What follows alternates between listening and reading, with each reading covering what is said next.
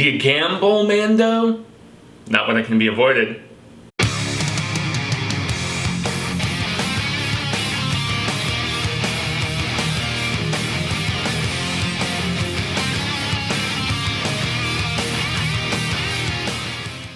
Bienvenidos, worldwide fans of the planet's hottest entertainment with an edge from a galaxy far, far away. Jaime En Fuego here, welcoming you to my namesake program, Enfuegotainment, for a RAPIDO FUEGO review, obviously, of the new season of The Mandalorian. Season 2 that just dropped on the Disney Plizzle, man, and I must admit, there are few shows that can invoke within me the feelings of being a kid again, and it's just written all over Jon Favreau's show here, man. I mean, I was legitimately cheesing after this first episode, and talk about scale, talk about bigness. I must admit, watching the gallery series kind of pulled me out a little bit by just seeing how just, I guess, down to earth the process is made, you know, with like all of the green screens that basically surround, and how it's, despite how big it feels, it's actually very small in comparison with like being out in the Dune Sea deserts of,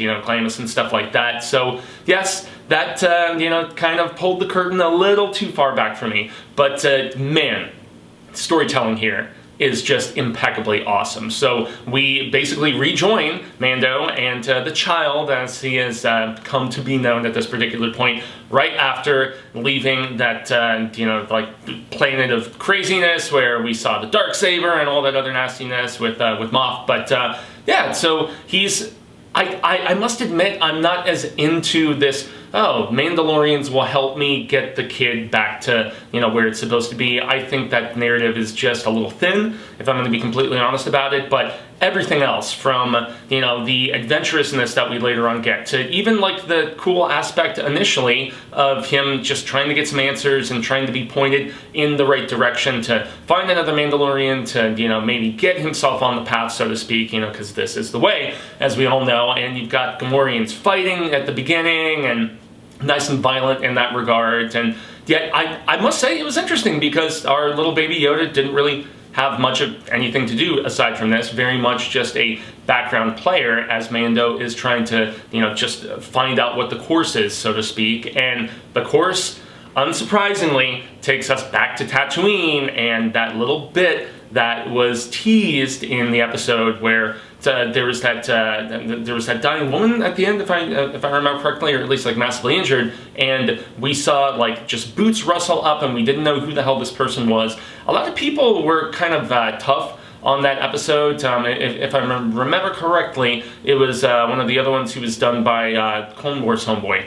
But yeah, we all knew that there was an inevitability for a show called The Mandalorian to eventually get to Boba Fett, and we are, at least without spoiling things massively, getting into the hints of his presence, so to speak. And that's because this, what is it, Cobb Vanth or something like that? Basically the Marshal, who is played by Timothy Oliphant in this, and I haven't read the Aftermath novels, which I know is where he's actually introduced, and so he's basically like a sheriff of Tatooine that is wearing Boba's armor. So you have to figure, if somebody has acquired Boba's armor, he is probably out there somewhere, and you know, because that means he escaped the Sarlacc pit. I read the Tales from Jabba's Palace, where they gave like an actual you know, like description and like, you know, bit by bit of his escape. But that's all legends now, you know. But as we've seen with the emergence of you know, certain characters,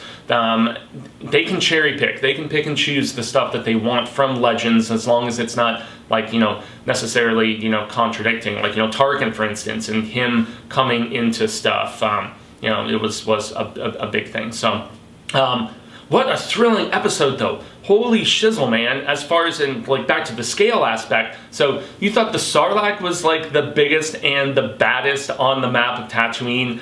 Nope, not at all, peeps. There is this, like, grand, like, dragonous sort of, like, sea, like, sand sea creature of sorts that is, you know, they're like, how could there be an abandoned Sarlacc pit? And you know, Mando at one point is like, well, you know, maybe something, you know, bigger came and ate it, so to speak. And I'm obviously going verbatim there, but yeah, so we're talking something as grand scale and obviously, you know, digital. There is a lot of awesome practical that they have utilized in this show, from the costuming and stuff like that, but the fact that our Saiyan people, you know, our Tusken Raiders to be specific, have to band together with this community that's not even on the map anymore, that our Marshal Oliphant is protecting, basically, wearing Boba's old armor, and he teams up with Mando, who is like the bridging mediator of sorts, and yeah, they all band together to try to kill this insanely large creature that has been terrorizing pretty much all of those communities in Tatooine for a long-ass time.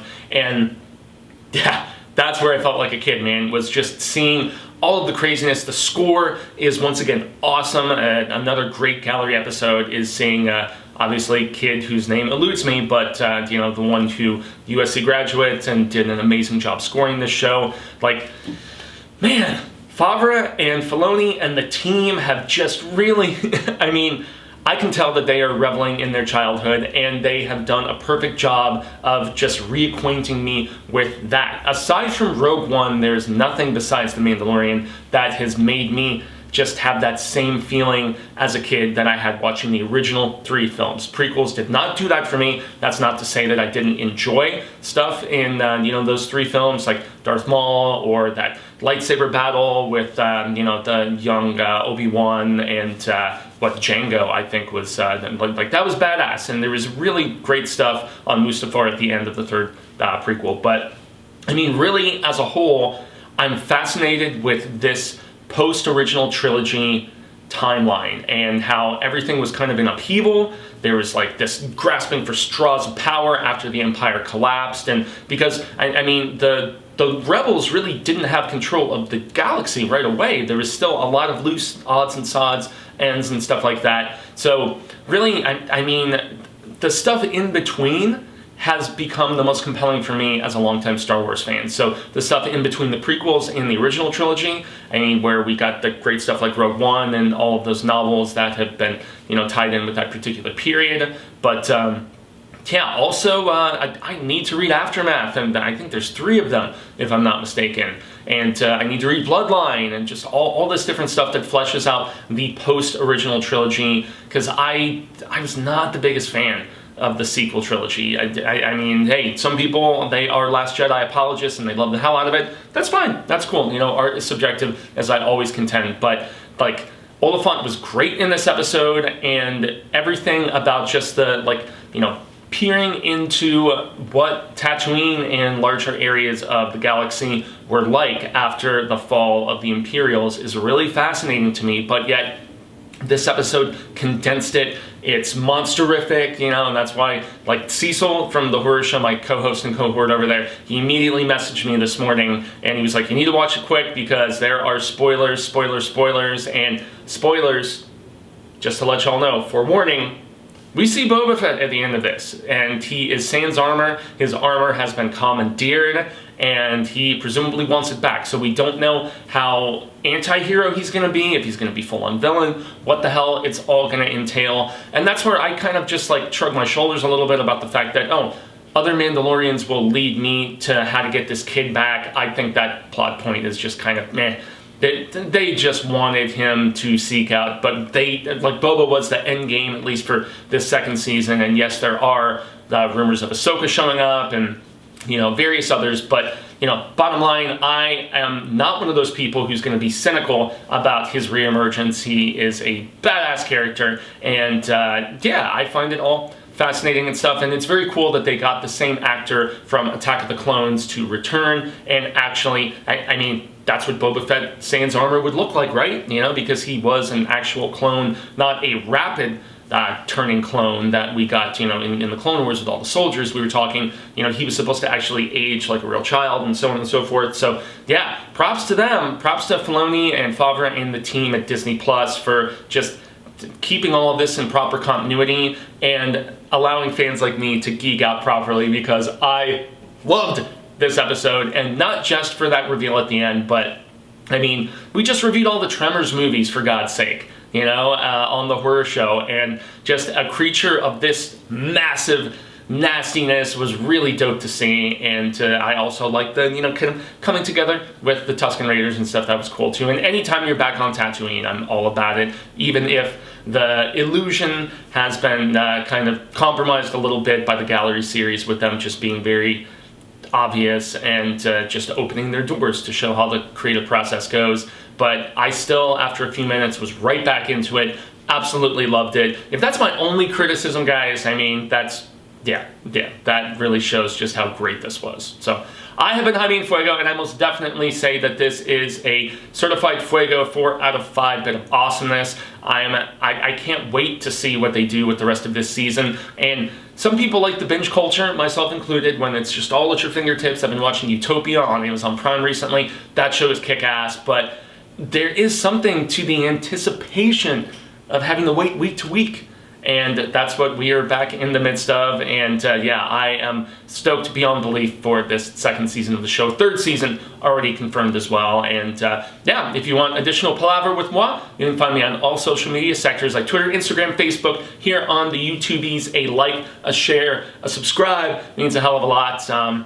If you want more of the scarific spectacular shizzle, that is on youtube.com/The Horror Show channel. That's where we do at least one episode a day, whereas my work over here on the side channel is a little bit more scattered. It's a couple episodes a week, so on and so forth, although there is a big drop that is about to happen. Just keep your ears to the pulse, so to speak. But over on the Horror Show, man, there is a different bit every single day, whether it's a review of television, film, comics, unboxings, video game let's plays that Cecil is primarily responsible for, the convention coverage back when we still had those going on. So yes, a little bit of attention over there is obviously appreciated as well. And that's going to be the end of the proceedings today, peeps. Gracias. Thank you so very much once again. And until the reel of Ka comes around once more, hasta luego, Cinemigos, constant viewers and readers alike, say thank you for a little bit of your time today. I'm hopeful we share more of it sooner rather than later. And until then, remember to stay home,